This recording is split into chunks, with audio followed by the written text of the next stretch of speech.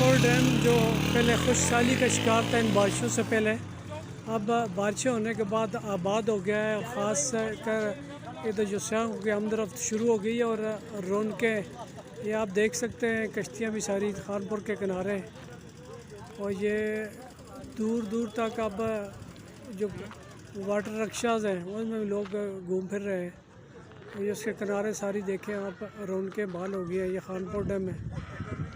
اگرچہ ابھی تک پانی پورا نہیں ہوا لیکن کافی حد تک وہ جو کمی تھی پوری ہو گئی ہے. پہلے خانپور ڈیم بالکل ہی نیچے تک چلا گیا تھا، اب یہ بحال ہو گیا ہے اور خاصی رونقیں بھی بحال ہو گئی ہیں.